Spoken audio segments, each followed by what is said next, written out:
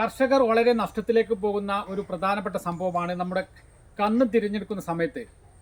ഒരിക്കലും നമ്മൾ ഒരു പ്രാവശ്യം കൃഷി ചെയ്ത വാഴത്തോട്ടത്തിൽ വീണ്ടും വാഴയുടെ കന്ന് നിർത്തി വീണ്ടും കൃഷി ചെയ്യരുത്. കാരണം അത് വളരെയധികം നഷ്ടമാണ്.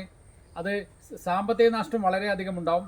കാരണം അത് 100 വാഴ വെച്ച് കഴിഞ്ഞാൽ അതിലൊരു 70 വാഴമേ ശരിയാവുള്ളൂ. ബാക്കിയുള്ള വാഴകളെല്ലാം തൂമ്പടച്ചു പോവുകയും മറ്റുള്ള കേടുകളും വരുന്നതാണ്.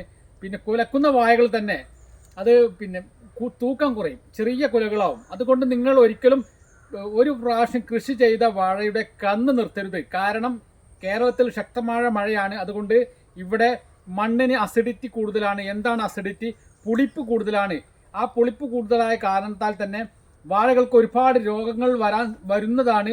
പണ്ടത്തെ കാലത്ത് മണ്ണിന് നല്ല ആരോഗ്യമുണ്ടായിരുന്നു. അന്ന് ചാണകവും തോലും മാത്രമേ നമ്മുടെ ആളുകൾ ഇടുകയുള്ളൂ. ഇപ്പോൾ അങ്ങനെയല്ല. ഇപ്പോൾ മണ്ണിൻ്റെ ശക്തി കുറഞ്ഞു.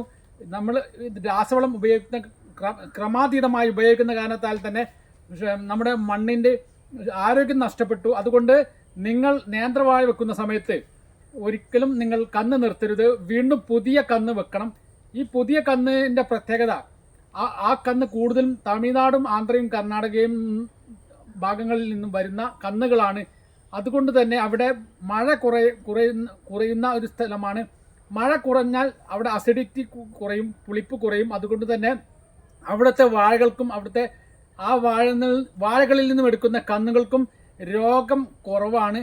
അതുകൊണ്ട് തന്നെ ആ കന്ന് നമ്മൾ മാത്രമേ ഉപയോഗിക്കാവൂ. അതുകൊണ്ട് നിങ്ങൾ നിങ്ങളുടെ കേരളത്തിൽ കൃഷി ചെയ്ത വാഴയുടെ കന്നുകൾ ഒരിക്കലും എടുക്കരുത്. അത് എടുത്തു കഴിഞ്ഞാൽ വാഴക്കൊല ഗ്രോത്ത് കിട്ടുകയില്ല. അതുകൊണ്ട് പുതിയ തരം കന്നുകൾ നിങ്ങൾ എടുക്കേണ്ടതാണ്.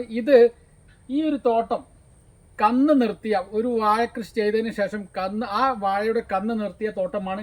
നിങ്ങൾക്ക് തന്നെ കാണാം, ഇതിൽ ഒരുപാട് വാഴകൾ കൊലക്കാത്തതുണ്ട്. കാരണം അത് അത്ര ശക്തി, ആ വാഴയുടെ ആരോഗ്യം നഷ്ടപ്പെട്ടു. അതുപോലെ തന്നെ കൊലച്ച വാഴയുടെ കന്നുകൾ തന്നെ വളരെ ചെറുതാണ്. നിങ്ങൾ കണ്ടാൽ തന്നെ അറിയാം, വളരെ ചെറുതാണ്. ഇതാ, നിങ്ങൾക്ക് വന്ന് നോക്കൂ.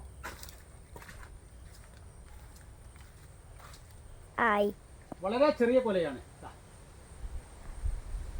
അതുപോലെ തന്നെ ഇതിൽ ഇലപ്പുള്ളി രോഗം വളരെ രൂക്ഷമാണ്. ഈ നിർത്തിയ വാഴയുടെ ഇലപ്പുള്ളി രോഗം. എന്താണ് ഇലപ്പുള്ളി രോഗം?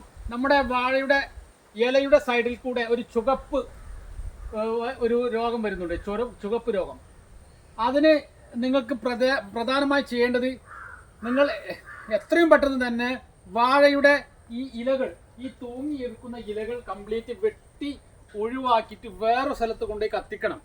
എന്നെങ്കിൽ മാത്രമേ ഇലപ്പുള്ളി രോഗം മാറുകയുള്ളൂ. ഇതുപോലെ തൂങ്ങി നിൽക്കാൻ പാടുകയില്ല. ഈ തൂങ്ങി നിന്ന് കഴിഞ്ഞാൽ ഇലപ്പുള്ളി രോഗം രൂക്ഷമാവും. അതിന് മരുന്നടിച്ചു കൊടുക്കണം. ഈ ഇലപ്പുള്ളി രോഗം വന്നു കഴിഞ്ഞാൽ വാഴക്കൊല തൂക്കം കിട്ടുകയില്ല.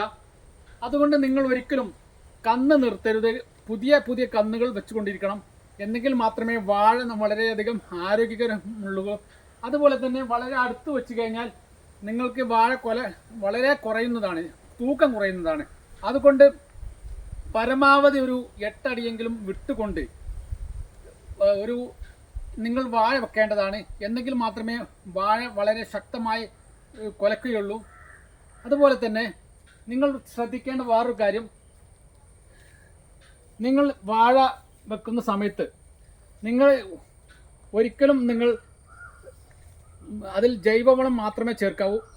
എന്നെങ്കിൽ മാത്രമേ വളരെ ശക്തമായ കൊലയുണ്ടാകുകയുള്ളൂ.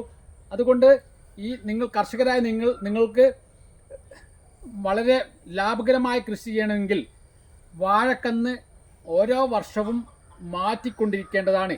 നിലവിലുള്ള വാഴക്കന്ന് നിർത്താതെ പുതിയ വാഴക്കന്നുകൾ വെച്ചുകൊണ്ട് നിങ്ങൾ പരിപാലിച്ചു പോന്നു കഴിഞ്ഞാൽ നിങ്ങളുടെ വാഴക്കൃഷി നഷ്ടമാവുകയില്ല. പ്രധാനമായും കർഷകർ ഒരു വാഴക്കൃഷി ചെയ്ത് കഴിഞ്ഞാൽ ഫസ്റ്റത്തെ വർഷം നല്ല ലാഭകരമാവും, രണ്ടാമത്തെ വർഷം വളരെ നഷ്ടമാവും. അതുകൊണ്ട് ഈ 2 വർഷം ഈക്വലായി നോക്കുമ്പോൾ കർഷകർ നഷ്ടത്തിലേക്കാണ് ഓടുന്നത്. അതിൻ്റെ പ്രധാന കാരണം നിങ്ങൾ പുതിയ കന്നുകൾ ആന്ധ്രയിൽ നിന്നും തമിഴ്നാടിൽ നിന്നും ഇറക്കുമതി ചെയ്യുന്ന, കർണാടകയിൽ നിന്ന് ഇറക്കുമതി ചെയ്യുന്ന പുതിയ കന്നുകൾ വെക്കണം. അത് നേന്ത്രയിൽ പ്രത്യേകമായി ശ്രദ്ധിക്കേണ്ടതാണ്. ഓക്കെ.